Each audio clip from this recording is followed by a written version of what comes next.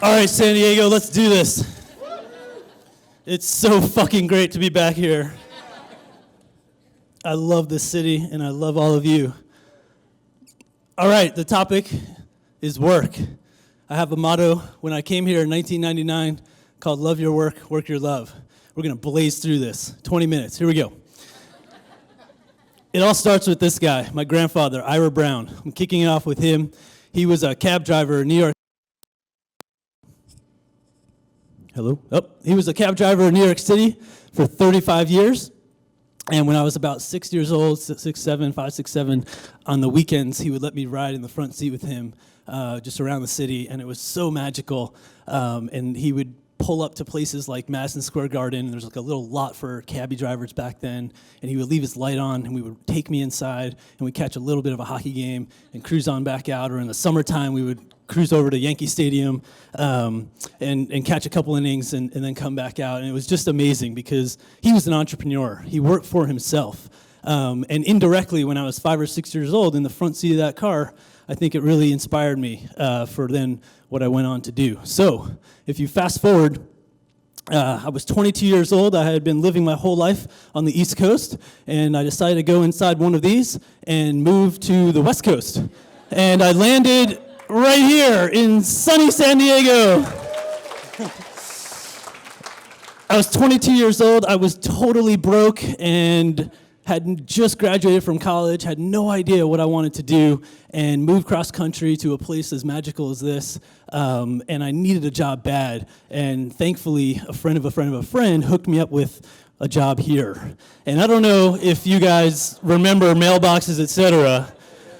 This is the pinnacle of your career, people. When you get to wear khaki pants like this and a blue shirt, which I did. And around that time, this movie came out, and I was a big fan of Wes Anderson from Bottle Rocket, and I love this movie, Rushmore. And there's a scene in that movie that changed my life here. And there's a scene when Bill Murray's character leans over and asks Max Fisher this question. He says, "Hey, Max, what's the secret?"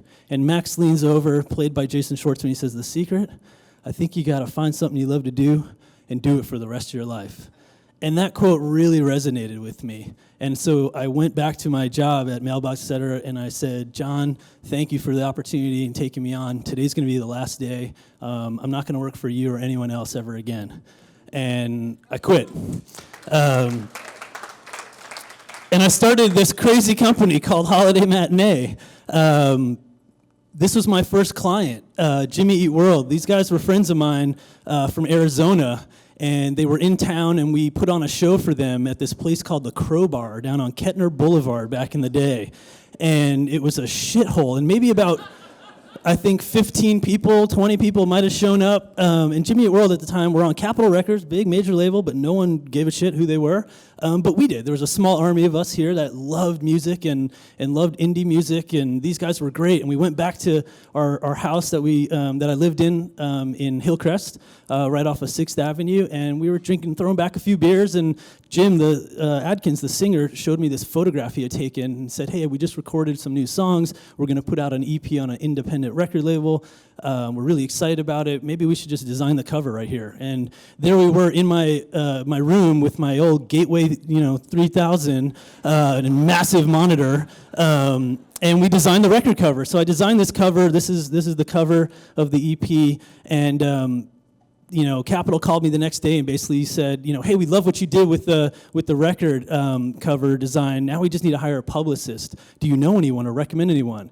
And I was, living in a house with about 6 or 7 other folks, and we shared one landline together. And I'm on the phone with Capitol Records in my boxers and a T-shirt, and somehow or another, I just said, "I do that." And I had no fucking clue what music PR consisted of. So I talked to my roommates who had a car, and I said, "Take me down to Borders in Mission Valley." And I spent a week there in this magazine section, And I read every single magazine I possibly could about music. And I brought a notebook with me and a pen, and I sat there and I looked at every writer that was writing about really good bands that I thought were great, and I wrote down their information. And I wrote down in the masthead what the publication's contact info was. What I was doing was building my database, essentially. And I would read as many books as I can. I pretty much lived at Borders for like a week until they kicked me out. And created a website and started this company focusing mostly in the beginning on music PR. And it was so much fun to let the world know about bands that I was friends with. These were just friends of mine at the time that were so talented. When you meet someone whose craft, then you see it, that they're just doing what they're meant to be doing. It's such a beautiful thing to be a part of. And I just wanted to tell the world about these bands, whether it was, and at the time, somewhat unknown bands, from Death Cab for Cutie to Bright Eyes, to a lot of bands here that I thought were incredible, but didn't really get the attention that I thought they deserved outside of San Diego, like Boilermaker and No Knife. These were bands I loved, and started working PR, and I would talk to anyone I could to see, hey, how do I do PR? What does that even mean? Like, how do I get people out there and get this word out there? And that just expanded over the years to lots of music and lots of bands, but then also expanded beyond music into film. And we started doing marketing, and we started hiring a few people, and indirectly understanding how business works by failing a ton and making tons of mistakes. And my parents had no idea what the hell I was doing out here. And I tried to explain, no, I met Kenny fucking Powers, man. Don't you know who he is? I made it. There we are on tour with the Album Leaf, another incredible band from San Diego, and we met Ron Jeremy at one of the Album Leaf shows. And I tried explaining this to my parents, like, we met Ron Jeremy, like, who the fuck's that? I'm like, he's like the greatest porn star ever. And I'm like, I made it. And they're like, we have no idea who that is or what you do. I'm like, this is Connor Oberst playing the Holiday Matinee Apartment in Golden Hill acoustic when he's 17 years old. And, here we are on the left with Jimmy from the Album Leaf and Jansi, the singer of Sigur Rós in Iceland, when Jimmy would record all his albums. And I was lucky enough to get to go with him one trip where he recorded. And this is just an incredible journey, and I made so many mistakes along the way, but it was such a fun ride. And a good friend of mine that I became friends with was Kumar Pallana, who happened to be in a lot of the Wes Anderson movies. He's like the old Indian dude that typically had one or two lines, like he shanked Gene Hackman in The Royal Tenenbaums, and he played Kumar the Safecracker in Bottle Rocket. And this guy had such a beautiful backstory that no one really seemed to know, from performing vaudevillain acts on the Ed Sullivan Show to sharing a dressing room with Sammy Davis Jr. and the Rat Pack in Vegas back in the 30s and 40s. So we decided, let's tell this story. So we created a web series about Kumar called 5 Minutes with Kumar. You can watch it on Holiday Matinee right now. It's really fun. But that wasn't enough. I wanted to just keep going and expand. And a good buddy of mine, Paul Fisher, who lived in LA, he had been working at a lot of record labels in Los Angeles, and called me up one day and was like, what's probably the dumbest thing we can do right now is start a record label. And sure enough, we were like, yeah, that sounds great. Let's do that. So we started a record company called Better Looking Records, because we had a lot of friends that we thought were just doing such great stuff, and let's just lose more money. So we wanted to start a record label, and over 15 years later, the record label still exists. We're still 100% independent, and we've put out some great bands from here in San Diego to Australia and all over Europe. And then we decided, let's expand beyond just doing a record label. And where else can we help bands? Well, the world of publishing is really complicated for bands. A lot of independent bands don't recognize that you can actually get paid for publishing, and the rights to your music is worth a lot of money. So we started a publishing company called Call in Blue Music. And we started licensing a lot of bands' music to TV and film. And I tried calling my parents again to be like, yo, you've seen the OC, right? Remember that Death Cab track on there? That was a hit? Yeah, I did that. And they're like, well, we've never seen the show, but we've heard of Death Cab for Cutie. Are you still friends with them? So this was really fun, because we got to license a lot of music to TV and film, and generate a lot of different revenues for independent bands, and a lot of them here in San Diego as well. That were really great. And I've been doing this then for a few years, and my buddy Joshua and I were hanging out at my apartment one night, as we would. And we were sort of joking, like, the only sort of world from a work side that we've ever known is working for ourselves. Wouldn't it be funny if one of us actually went and did like a 9 to 5 just to sort of like investigate and see what would happen? And I was like, yes, that sounds great. And Joshua didn't make that move, but I did. So it was time to fuck shit up. And I went to go work at a place that looked just like this. In fact, that's it. And it was called vMix. And this is Google Maps, thank you. And on the inside, it looked very similar to this. And we work with douchebags that look like this. And what was really amazing about taking that leap from the independent entrepreneurial work for yourself and taking a leap into a place that was super uncomfortable. I threw myself into this uncomfortable environment that I knew was going to be really weird. But I wanted to just do it and see what would happen, what opportunity would strike. And I'm so thankful I did, because 2 things really happened there. One is I met this guy. And this guy's name is Kieran. He's down here right now from San Francisco. And I got to work with him, and this guy's so inspiring and really inspired me to think about, what I wanted to do beyond, working at this startup. Because the second thing that happened there is it really taught me a lot about how I never want to treat people.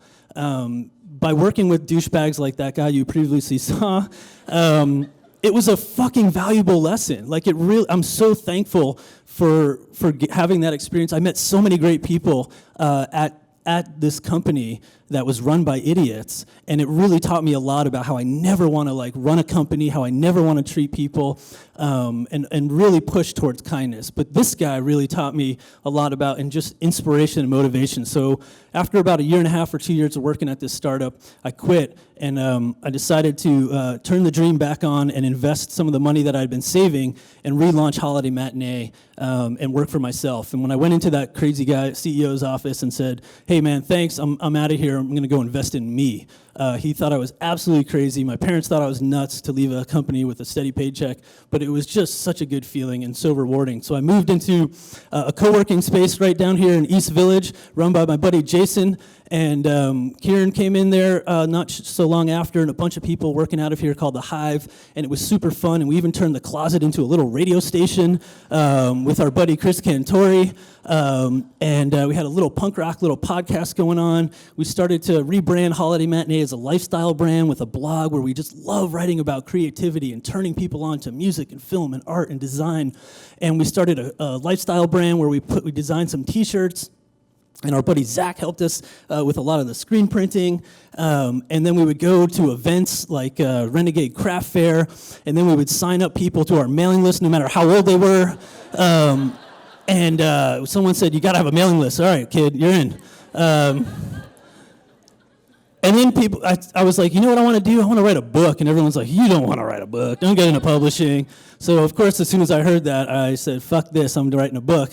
So I wrote a book called I Swear to Good You're a God at This. It's about 25 people and places around the world that were super inspiring to me at the time. And then, of course, I was like, shit, okay, I've got a book. We've got this company. We're doing really great work. So I have this idea for an app.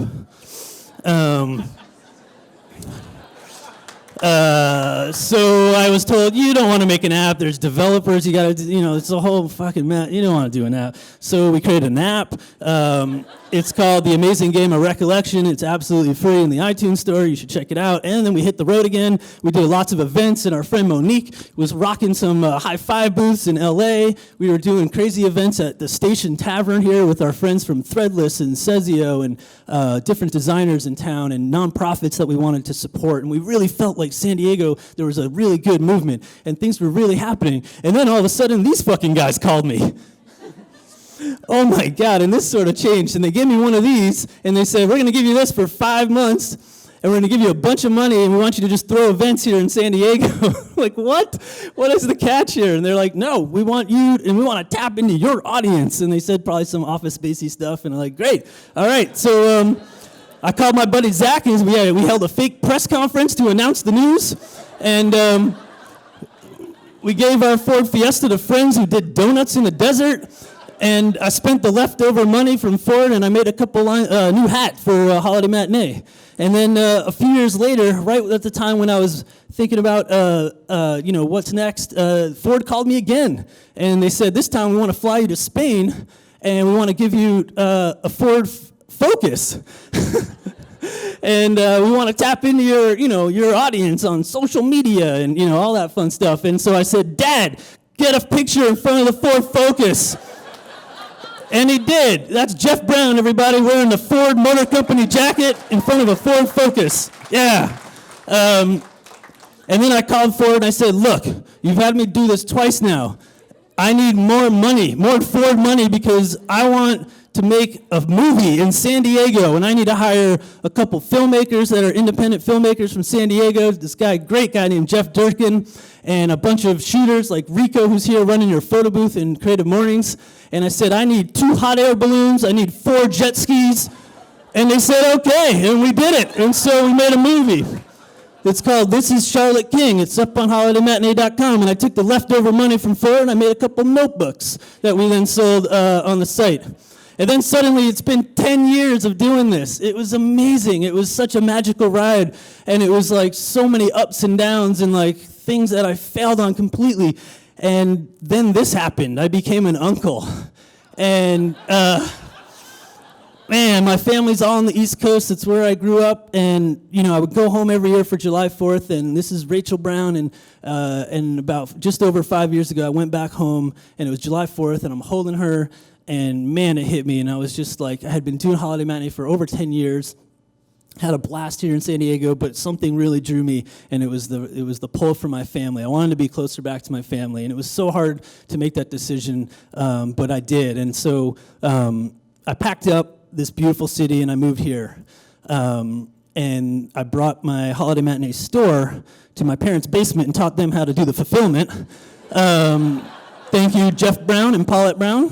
Taught them how to write the little notes to customers. They had a lot of fun with that. And I got hired by a company called Etsy, and this is my first day at Etsy. And it was really fun, and so I'd sort of put Holiday Matinee on the side, still as more of like the hobby, while I go and explore sort of working for the man now. In New York, it's a little bit different San Diego. The rent's a little bit higher. I needed some money to survive there. So this is my first day at Etsy. On the first day, every employee is issued this little welcome sticker pack. And then you're also issued a lab coat. So that's me on my first day rocking the letterpress machine. It's definitely a fun place to work. That was my desk. Everything's handmade. It's a really great company. I worked there for a while as their head of social media. They brought me in to literally own their entire social media, to write a strategy for them globally, how it connects to the product team, the engineering team for product development. It was a lot of fun. I don't know if anyone's really been a community manager before or head of social media, but man, sometimes it's so rewarding. You get Facebook posts like this saying like, Etsy helped me to have a nice Christmas for my children. Without them, I would never have made enough money. Thanks, Etsy. And you're like, holy fuck, this is so beautiful. Like, wow, like I am single-handedly like the voice of this channel that is touching people in such a magical way. But the beauty and the art of being a community manager is literally 5 seconds later, you get a tweet that says, what the fuck, Etsy, you pieces of dog shit?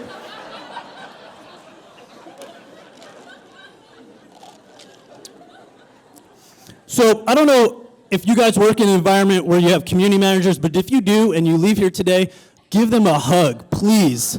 They are the hidden fucking like warriors of every company. They're on the front lines of every community. So high fives to community managers. And at Etsy, while I was there, I wanted to have fun with it. And this is when I started really thinking about work and really thinking about sort of like fusing this sort of digital and physical, because I was in charge of these social channels that exist online, but I was really fascinated by bringing the offline into the online. And so I ordered a bunch of these little chalkboards off of our friend site, Photo Jojo, thanks to Kieran, who is over there now. And a couple off of Etsy, and I started writing a question every single day to the community, and I took a photo and then posted it online.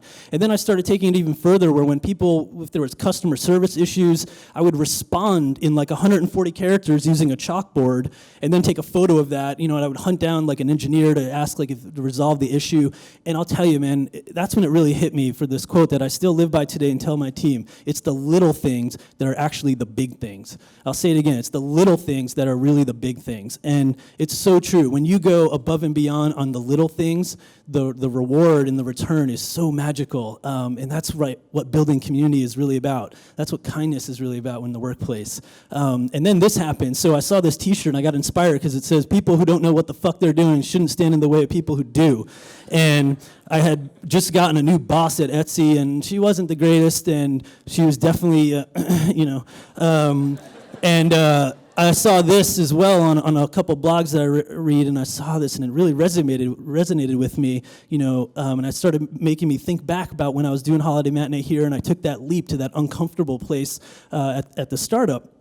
So I decided to leave Etsy and take a job at this experiential marketing agency called MKG in New York. All right, one person's heard of it. Sweet.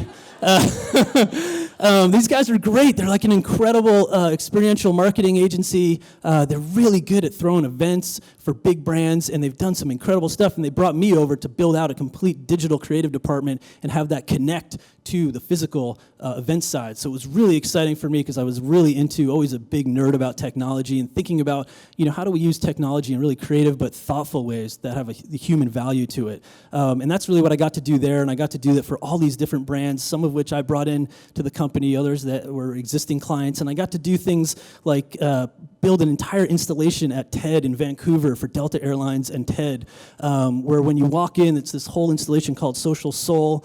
We had 50 monitors on the top, and everything else is lined with mirrors. And you walk in and you tweet your Twitter handle, and it pulls your entire social media profile, and it basically visualizes your entire social footprint, and then it partners you with someone at the TED conference that has a similar footprint as you. And I got to take Bill Gates through this. I got to take Sting through this. And what was cool is we were using digital technology to then build and bridge offline connections. And we had people come up to me at TED over the course of the week being like, yo, that Social Soul that I did that connected me to whoever it might have been, we just went and had coffee. Thanks for that. It was literally working. It was incredible. And then I got to go back to Madison Square Garden, and I got to build a permanent installation that's still there right now, this incredible video installation where you walk up and it's pulling real-time analytics, and not just sports scores, but also transit information, because if you're a New Yorker leaving a Knicks game or a Ranger game, you really need to know where you're going and which train to take, and you got to get there as fast as possible because you're a New Yorker. But what's so cool about this is my grandfather, Ira. This is the guy who took me to Madison Square Garden when I was 6 years old, and then 30-something years later, I'm working, getting hired to actually build an installation for all the people that come into the world's most famous arena. So, man, this is why I do this stuff. I work because I fucking love what I do.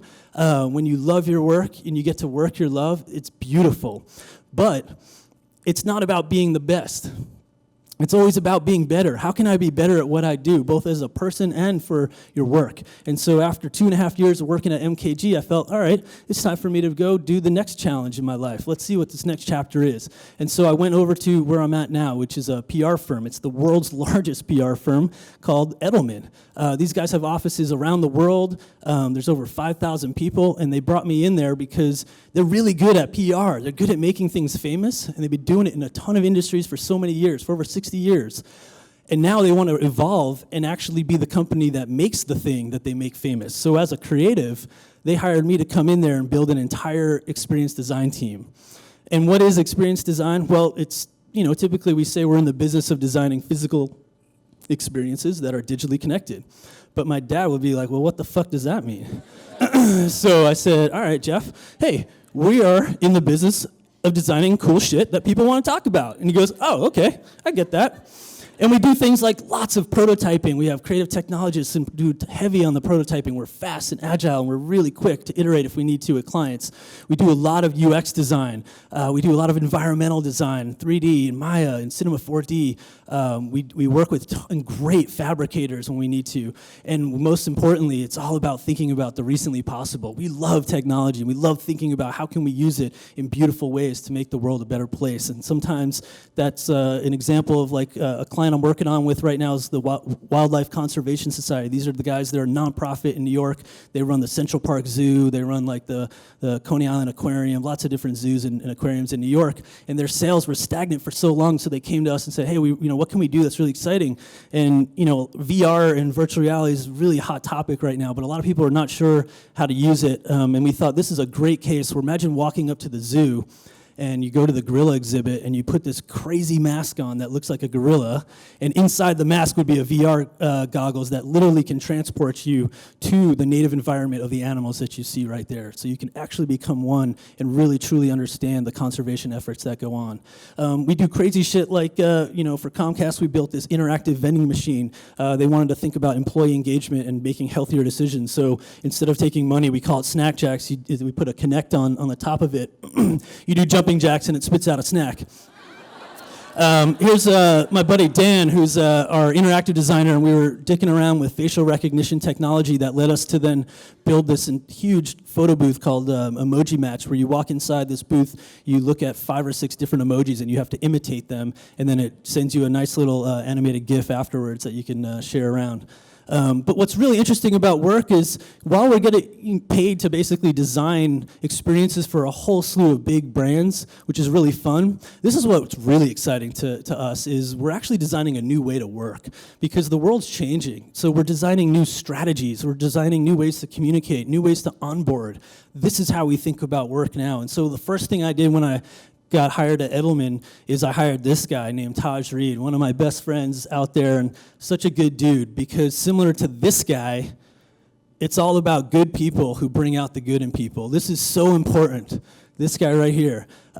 It's so important that you try and bring in others, and I did that throughout my time here in San Diego, and always try to think about when something good would happen, whether it was Ford or with a record deal, what can we do to make this city better? What can we do to help each other out? And now we've got a great team. We're about 8 or 9 of us in New York, and we're also, we're not done yet. We're having a ton of fun, but we're also trying to change the diversity game because what was really interesting for me is coming into a creative environment in an ad agency sort of environment where everyone fucking looks like me. That's not cool. And we're never going to have fresh ideas if we're just a bunch of white people with beards and Warby Parkers. And so we need to, it's imperative. Everywhere, we got to change the game. Racially, ethnicity, you've got to do it. And I feel really proud about what we're trying to do there. And it's starting to work. And look at those smiles. We're having so much fun. And when we think about work as well, we're also designing, like I said, a new way of work. And so we spend a lot of time off brief as well. One of the projects, and I'll walk you through a couple, is what's really cool about Edelman is definitely an old school sort of traditional company, and there's this snack cart that comes around every afternoon, Monday through Friday, and this old dude named Eddie comes by and he rings that bell. And when that bell rings, it's pretty quiet on the floor, but when that bell rings, it's like, boom, all the vultures come out and they come racing over to the snack cart, and everything on the cart's 50 cents. It's subsidized by the company. It's pretty cool. It's such a cool thing to see. It's probably been going on for like 100 million years at these agencies. But the thing that sucks about snack cart is like you might have been on a different floor, you might have been out of the office, you might have been in the bathroom, and you're like, I really need that afternoon snack. Damn, did the snack cart come? Did Eddie come? Did you hear the bell? Did anyone hear the bell? And so we all sort of were like, damn, we got to do something about this. So we decided to create a website, a responsive site called whereisthesnackcart.com. And what we did was we wanted to explore using beacons and indoor, tracking devices, and so we put beacons on literally every floor at Edelman. There's 6 floors in New York, and we put a phone that we rigged to the snack cart, and we somehow convinced Eddie, who was like, "What the fuck are you guys doing?" And now, if you go to Element, and you all can track along too, it's where'sthesnackcart.com. It's 100% responsive, and we really love our snacks. This is one I really had a fun time with. This one kind of takes me back to sort of my DIY punk rock roots here in San Diego. So, I have a fancy title now, SVP, creative director, woo! They're like, Dave, you're a big shot creative director now. We want to send you to Cannes for the Advertising Creativity Awards here in France. I'm like, oh, whoa, okay. You want to send this guy to France to an awards ceremony? Like, sure. And like the CEO is going, and all these big shots are going, and I was like, I don't own a blazer. Is that okay? And so, look, we had thrown so many events in Holiday Matinee. We've done them all over the country and even beyond. And we've been to so many conferences, and I don't know if you guys go to lots of conferences, but for me, some of the best things that happen at conferences are always the things that happen off stage and away from the programming. And so I wanted to do something that would actually facilitate that. And so I created this thing called Top 5. So like literally within 3 days we put this together. Before I went out to France, to Cannes, we made about 100 of these little mini Moo cards. They're super cheap on moo.com or whatever. And on one side it says top 5, and then the other one it says you are invited. Email your top 5 to this address, and then come join us. And we put our address of the Airbnb flat that we were staying with. And essentially I just said, look guys, here's what's going to happen. We are going to try and throw our own event in our living room. And I had roommates who were my bosses, and they were like, we don't know what you're doing, but we'll go with it. And I was like, I need money for stocking the fridge with rosé and beer and foods and snacks, because that's what you do when you go to Cannes. And I said, look, I'm going to give each of you a stack of these cards. And the first 3 days of Cannes, anytime you meet anyone interesting, give them one of these cards and invite them to this event. And we're going to call it Top 5 and ask people to come give a quick Top 5 presentation on anything, inspirational, creative, doesn't even matter. Making fun of people, doesn't matter. Just Top 5 will go really fast. And the guys in New York on my team were on standby from the other side of receiving that email to put the deck together of people's like Top 5 with the links that they would share or whatever it might be. This could have been a complete bomb. And thankfully it wasn't, because we did the little punk rock style the day of, threw a little, here you go, knock here, go there, return right there. Here's the editor-in-chief doing his top 5 from Fast Company magazine in our living room. People from like Droga 5 and all these great agencies showed up, and it became one of my most favorite memories. In fact, probably the best memory I have of that week of being in France. Don't be afraid, no matter where you sit or whatever position you're in, to bring a little of that DIY punk rock mentality, and anything that you can do to help facilitate sort of that offline, online, interactions is always going to pay dividends.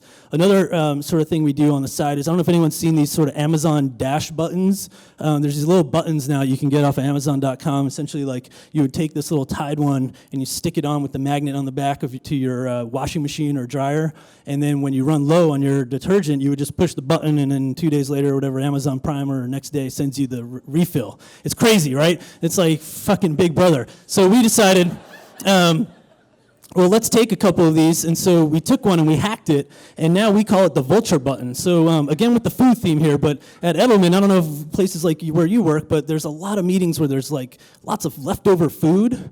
And so now what we did is we put these little Vulture Buttons in the cafes. So anytime there's leftover food out of a meeting, all you gotta do is press that button. It fires off a tweet to the entire floor and lets everyone know, hey, there's some leftover pizza. All right, I got to wrap up here. So before I go, here's a few things I've learned along the way when it comes to work. Take it for what you will. Don't be afraid to fail. Be afraid not to try. I can't tell you how many times I failed throughout my course, especially doing Holiday Matinee. I fumbled a lot, and I've lost a lot of really good friendships because of choosing this lifestyle. It's not easy, but I'm so thankful that I tried. So don't be afraid to fail. This next one is literally the single core value that I instill with my team right now at work, which is kindness. It doesn't cost a damn thing. Sprinkle that shit motherfucking everywhere. I'm serious. Incorporate this into your life, incorporate it into your work. It's amazing. All right, next one. I'm about to turn 40 in a couple months. I still wear Chucks every day to work.